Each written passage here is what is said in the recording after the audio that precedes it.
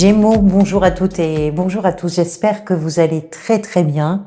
Je suis très heureuse de vous retrouver pour cette vidéo dans laquelle je vais vous parler des énergies pour le mois de mai 2026. Évidemment, avant de commencer, je tiens à vous remercier toutes et tous pour votre présence, pour votre intérêt et votre bienveillance. Et puis vous remercier également pour l'effort que je vous demande de faire toujours à l'écoute des vidéos que je vous propose sur la chaîne, qui est un effort à la fois de lucidité mais aussi de recul, qui est absolument incontournable pour pouvoir accueillir les vidéos que je vous propose là où je vous les propose, c'est-à-dire peut-être un endroit de questionnement, de réflexion, mais je n'ai pas d'autres prétentions que ça. Alors, pour ce tirage, on va parler, je vais évoquer d'abord les arcanes majeures, qu'on verra après plus dans le détail évidemment. Vous avez ici l'étoile qui est l'arcane qui était venu lors de votre tirage semestriel. Donc la carte est assez importante parce qu'elle peut donner une tendance un peu générale et les autres cartes se réfèrent à celle-ci, donc elle donne vraiment une coloration particulière. On va en parler. Arcane majeur, vous avez le fou ici dans l'état d'esprit, la tour en plein cœur du tirage dans la position de ce qui peut venir vous aider. Vous avez la justice dans la sphère professionnelle et gestion du quotidien, la mort dans la sphère sentimentale, émotionnelle et relationnelle, et à la fin du mois, deux arcanes majeurs, le pendu et l'impératrice qui sont... En fait, l'impératrice s'était retournée et elle était à la fin du paquet, donc je l'ai rajoutée parce que je pense que j'ai pas voulu la prendre quand elle s'est retournée, mais je pense qu'elle faisait partie de votre jeu, puisque je l'ai retrouvée à plusieurs moments, donc je l'ai prise. Donc le pendu et l'impératrice qui représentent peut-être l'énergie vers laquelle vous allez. En arcane mineur, vous avez des bâtons, des coupes, des bâtons et des épées. Pas de denier, je vérifie, non, il n'y a pas de denier pour vous sur ce mois de mai. Alors, Gémeaux, qu'est-ce que vous aviez au mois d'avril? Vous aviez l'empereur, donc l'étoile ce mois-ci, et vous allez vers les amoureux. L'empereur nous parle de tout ce que vous avez réussi peut-être à mettre en place, à organiser, que ce soit dans votre travail. L'empereur, c'est davantage un lien au travail parce que c'est quelqu'un qui prend vraiment des responsabilités. C'est souvent un ou une chef d'équipe. C'est une personne qui a vraiment la charge de quelque chose et qui peut avoir aussi, cette charge-là peut avoir aussi une incidence sur un groupe de personnes, sur une équipe, etc. Donc c'est souvent plus en lien avec le travail, mais si vous êtes quelqu'un qui ne travaille pas, par exemple, ça va être en lien avec tout ce que vous pouvez mettre en place dans votre quotidien, dans votre routine, et tout ce qui fait que vous assumez vos responsabilités, que vous vous organisez, que vous classez, que vous rangez vos dossiers, etc. et que vous gérez vos dépenses, vos charges, etc. Donc l'empereur nous parle de tout ce travail d'organisation, de planification, de structuration et peut-être aussi de stratégie que vous avez mis en place dans votre vie professionnelle ou non professionnelle d'ailleurs. L'étoile qu'on trouve après est une carte qui est très différente parce que si avec l'empereur on est dans une énergie déterminée, de prise en charge des choses, de prise de décision, etc. Avec l'étoile, on est davantage dans une énergie de ressenti. C'est beaucoup plus spirituel, c'est beaucoup plus, je pourrais vous dire, lié à l'espoir. C'est pas quelque chose de concret. C'est une façon d'appréhender, c'est plus une façon d'accueillir aussi ce qui se passe dans notre vie et de penser.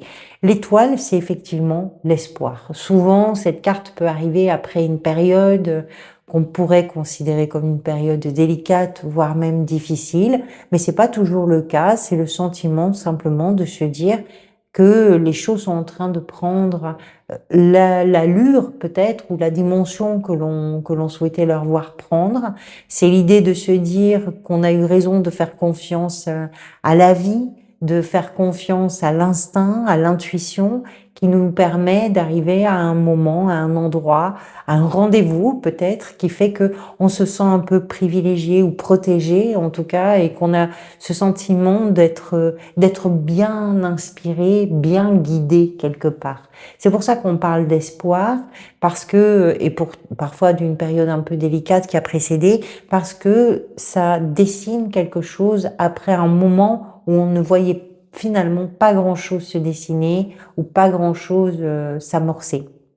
Là, au contraire, quelque chose se passe, quelque chose arrive, quelque chose s'éclaire et vous permet à vous de pouvoir envisager avec beaucoup de, je dirais beaucoup d'optimisme finalement, ce qui est en train de se profiler ou ce qui est en train de se dessiner. Dans l'état d'esprit, on va y revenir hein, vers l'étoile. Dans l'état d'esprit, vous avez le fou, pardonnez-moi, je regardais un peu les autres cartes, le fou et la 9 de bâton. Je remarque dans votre jeu, vous avez la 9 de bâton, vous avez ici la 9 d'épée. Ce sont les 9 sont souvent associés à des périodes de gestation ou des périodes où on est en train de mettre le dernier tour de vis à quelque chose et qui nous demande un petit peu des efforts. Vous allez voir. L'état d'esprit, il est tiraillé entre le fou, qui est le tout premier des arcanes majeurs et qui peut nous faire penser à une situation qui pour vous est en train de se mettre en place, qui ressemble vraiment à une nouvelle aventure. Alors ça peut être dans tous les domaines, professionnel, personnel, familial, peu importe. Ça peut être d'ailleurs dans une relation, parce que vous avez ici, mais il y a des choses c'est comme si vous aviez des choses quand même qui sont pleines évolution, avec comme durant ce mois, peut-être comme des étincelles qui permettent d'allumer les changements, les évolutions, etc. Le fou, c'est un sentiment de liberté. Je vais vous dire pourquoi c'est contradictoire, parce que la 9 de bâton représente une grande fatigue. Alors, l'un ne va pas sans l'autre ici, hein. C'est pas forcément contradictoire sur le fait d'être entre ces deux énergies-là. Avec le fou, il y a de l'enthousiasme, il y a de l'envie, du désir, il y a une forme d'insouciance aussi, parce qu'on ne se préoccupe pas de savoir comment les choses vont se passer. Ce dont on se préoccupe quand on a l'énergie du fou, c'est de savoir où le vent va nous mener. Voilà. Et l'important, c'est d'être dans le vent et de se laisser un petit peu porter par des choses que l'on ne connaît pas, dans des directions que l'on va explorer et qu'on ne connaît pas non plus. Et c'est finalement assez jubilatoire. Il y a vraiment une forme de joie qui peut s'exprimer parce qu'on est plein d'insouciance. On ne se pose pas de questions. On est libre avec le fou. Et cette liberté-là, elle vient aussi sur un moment de fatigue. Alors, comment ces deux-là sont liés? Soit parce que c'est lié parce que sur un moment de fatigue, vous commencez à voir un petit peu le bout du tunnel. Alors, la fatigue de la 9 de bâton, c'est une fatigue qui peut être physique et qui peut être aussi psychologique dans certains cas, mais elle peut être... c'est pas la même fatigue, par exemple, que la 9 d'épée que vous avez ici. On va y venir tout à l'heure, qui elle est vraiment dans le mental, la psychologie, c'est tout ce qui fait qu'on réfléchit 10 fois sur une même question, 100 fois sur une même question. C'est pas tout à fait la même chose. Ici, c'est le fait de se dire, j'ai donné parce qu'il y avait pour moi du défi, parce que je sentais qu'il était important que je puisse m'engager dans cette direction. Donc, on a donné quelque chose. Et là, on arrive à un moment où on se dit, bon, il est temps pour moi de lever un petit peu le pied et d'arriver à poser toute cette charge et toute cette responsabilité, tout le poids de tout ça pour pouvoir entrer dans un nouveau processus un peu plus créatif et un peu plus inspiré aussi. Mais avant ce processus créatif, il est question de tenir bon jusqu'à un point que l'on se fixe parfois comme un objectif, ou un point où on sait qu'on doit rendre des comptes sur une question, sur un dossier, sur ce que vous voulez. Et à partir de là, on pourra relâcher un petit peu la pression. C'est comme si vous aviez un rendez-vous. Mais alors, il y a le fait de saturer peut-être un petit peu ou d'être un peu fatigué par ça. Et en même temps, ça correspond pourtant à quelque chose d'assez agréable pour vous. Donc, les deux sont imbriqués l'un et l'autre. Je ne sais pas comment. Si ça a du sens pour vous, peut-être que vous le savez. Dans la position de ce que vous désirez, on a l'as de coupe. Le fou et l'as sont des cartes qui nous parlent de ce qui commence. de ce qui pour vous est en train de démarrer. Vous avez plusieurs cartes, vous allez voir, hein, on va continuer, qui parlent de ce qui est en train de changer. Donc forcément, dans les évolutions, dans des transformations, il y a toujours des choses qui se terminent et des choses qui commencent, puisqu'on est sur une période peut-être de changement. L'as de coupe, dans ce que vous désirez, c'est que vous avez envie de vivre la nouveauté comme quelque chose de très doux. Vous avez envie d'accueillir une nouveauté. Le cœur est ouvert, l'esprit est ouvert, la place est disponible. Tout est en vous ouvert pour accueillir quelque chose de nouveau, qui peut être une nouvelle rencontre, qui peut être un nouveau désir, une nouvelle envie. Voilà. Il n'en demeure pas moins que vous avez la fatigue, mais il y a une forme d'inspiration. Et cette inspiration-là fait que vous êtes porté quelque part avec toute l'énergie de votre cœur, de vos émotions, de vos envies et de vos désirs vers une opportunité, quelque chose en tout cas qui peut vous réjouir littéralement. On va voir après avec l'extension comment cet as peut être complété. Dans la position de ce qui peut venir vous aider, on a la tour. Alors c'est assez impressionnant, hein, la tour. Je ne sais pas si vous voyez bien, on voit ici l'effondrement littéral d'une maison. Ça nous parle de déstructuration, d'effondrement, ça nous parle de déconstruction de quelque chose.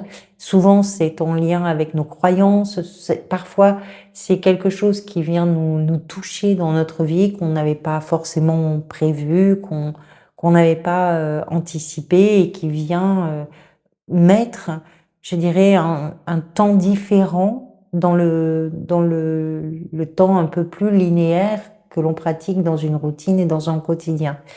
Cette tour, qui peut être, par exemple, une rencontre, un coup de foudre, qui peut être une annonce que vous n'avez pas anticipée ou qui n'était pas prévue, qui peut être la déconstruction complète, la transformation complète de quelque chose, qui peut être quelque chose que vous subissez, comme quelque chose que vous mettez vous-même en place. Là, on le trouve dans la position de ce qui vient vous aider. C'est qu'il y a, ça représente, si vous voulez, un moment de, on fait table rase de quelque chose et on recommence sur des bases beaucoup plus saines, où on part de zéro. Il y a l'idée de ça. Alors, pourquoi ça peut venir vous aider? Parce que vous avez envie d'aller vers une inspiration. Vous avez envie peut-être de vous lancer dans quelque chose d'une façon assez différente, pourquoi pas, de ce que vous aviez fait jusqu'à présent. Parce que ça peut être pour vous quelque chose qui vous apporte aussi des points positifs, parce qu'il y a de la fatigue. Et peut-être que par rapport à cette fatigue-là, le fait d'arriver sur un moment où on fait table rase, ça va permettre aussi de désamorcer certaines choses qui sont liées à ce qui vous met à l'épreuve, physiquement, psychologiquement peut-être, et qui va vous permettre de souffler. C'est pas forcément négatif.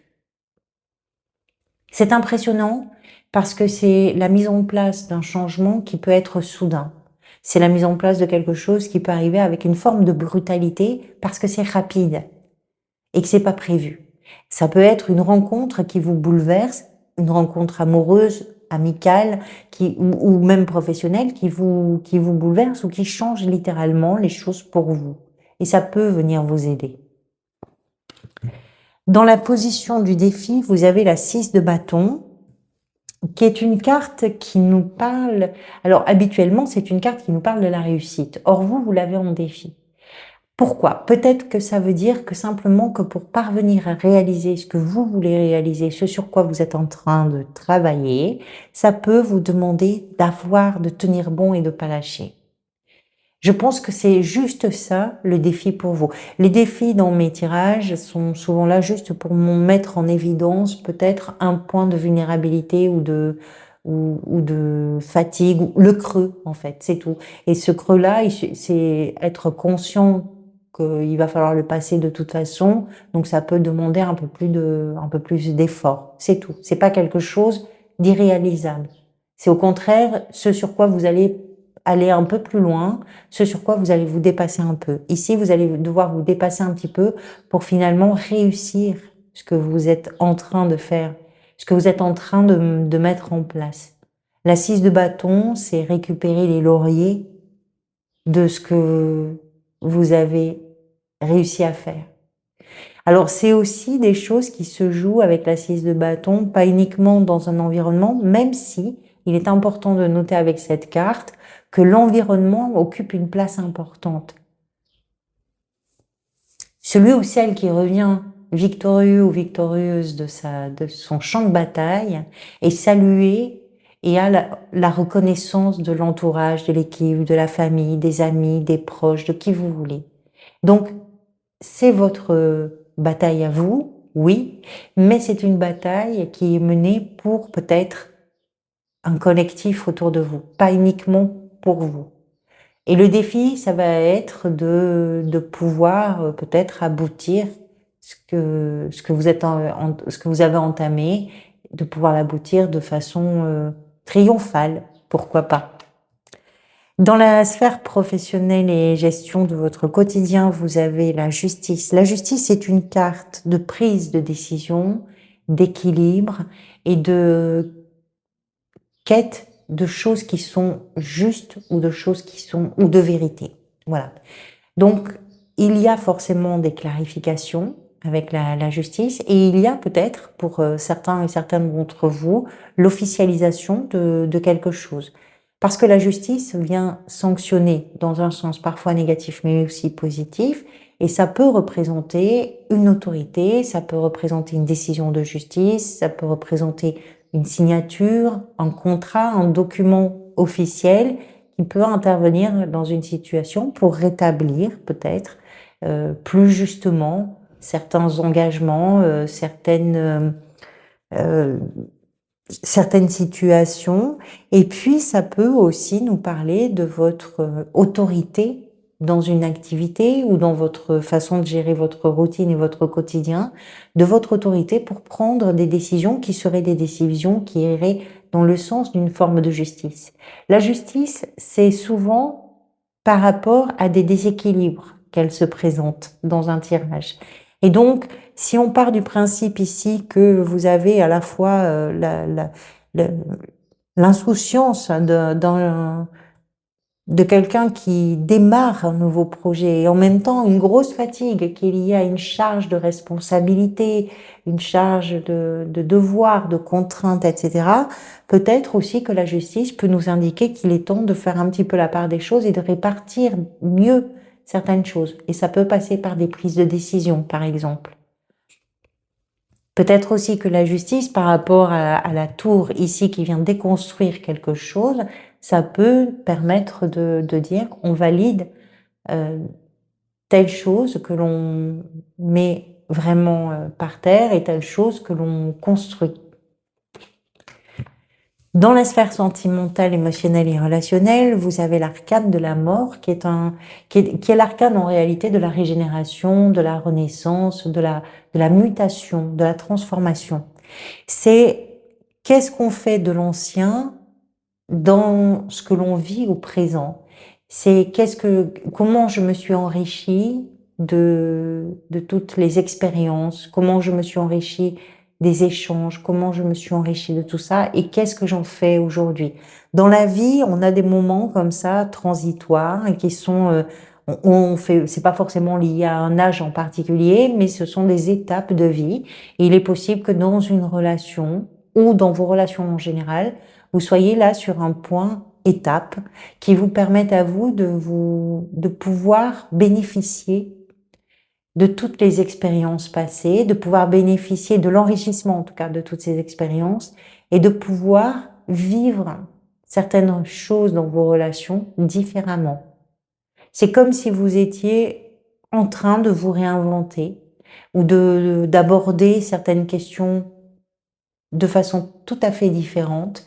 Il y a pour vous une forme de renaissance. Dans la position de ce qui est peut-être en train de se manifester pour vous, on trouve la 9 d'épée. C'est une carte, je vous ai parlé avec la 9 de bâton, d'une fatigue beaucoup plus psychologique ici.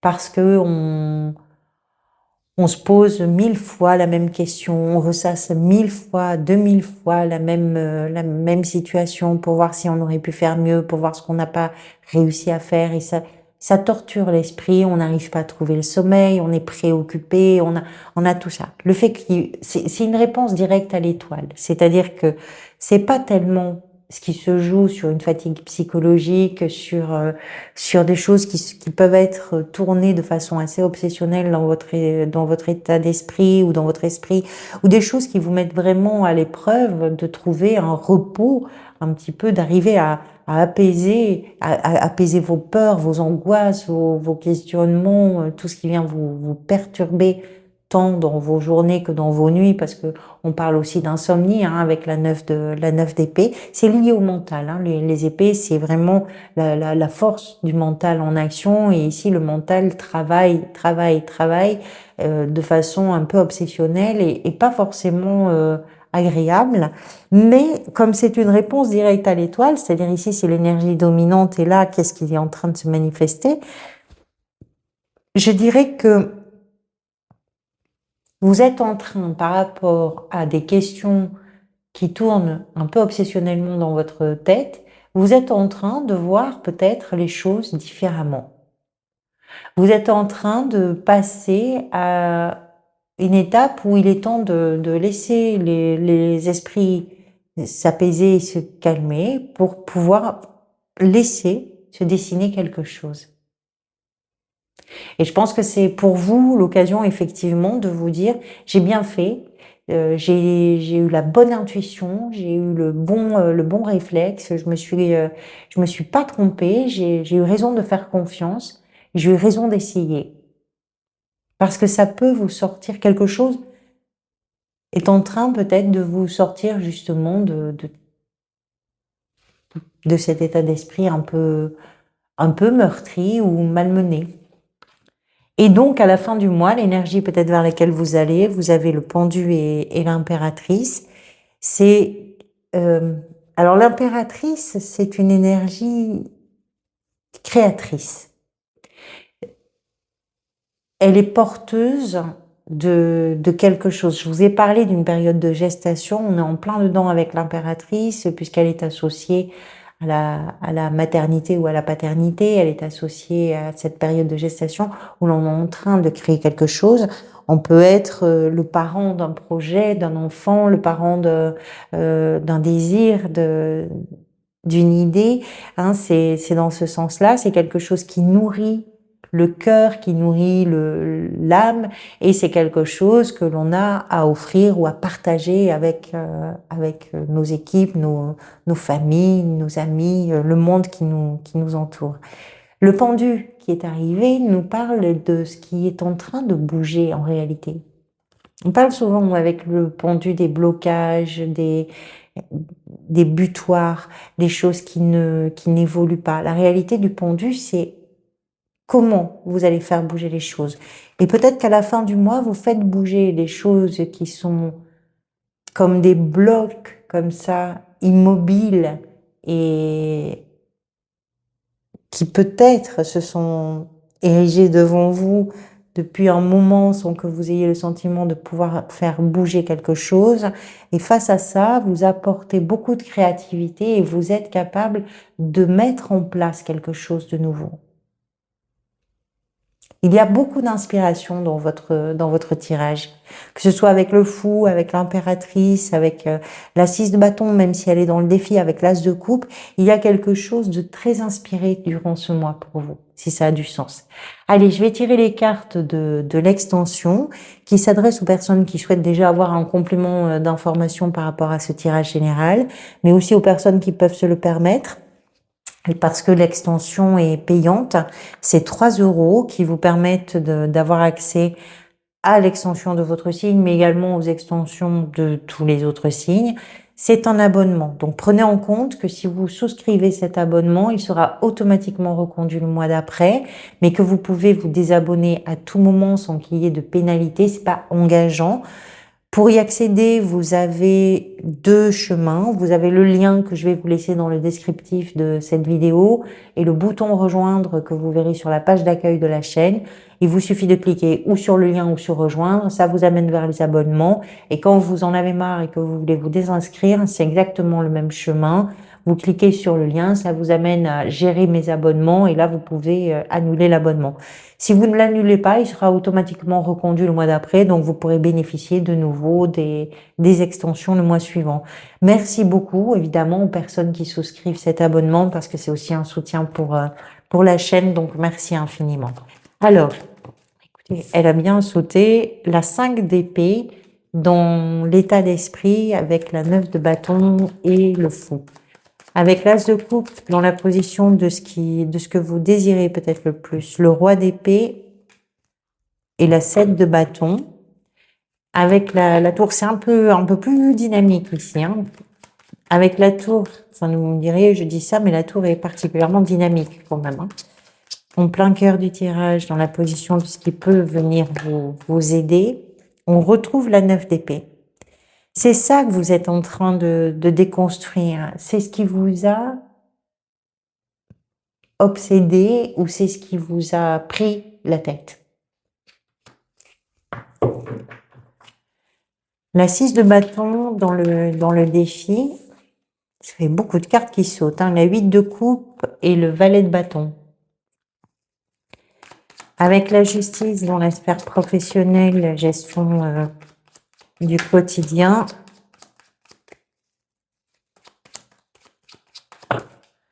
Vous avez la 9 de denier. Je dirais qu'au niveau professionnel, tout va bien quand même. Tout va bien de ce côté-là. Avec la mort, enfin, d'une façon générale, il est plutôt positif quand même, votre tirage. Je vais me concentrer un peu. Avec la mort, donc je disais, dans la sphère sentimentale, émotionnelle et relationnelle, vous avez la grande prêtresse. Avec la 9 d'épée, dans la position de ce qui est peut-être en train de se manifester pour vous, on a la reine de denier. Et à la fin du mois, avec l'impératrice et le pendu, énergie peut-être vers laquelle vous allez, si tout ça évidemment a du sens pour vous. La 3 d'épée. Et ici la 5 de coupe. Merci à toutes et tous pour votre présence. Merci à celles et ceux qui me rejoignent pour l'extension. J'aurai plaisir à vous retrouver bientôt. Prenez soin de vous, prenez soin des gens que vous aimez.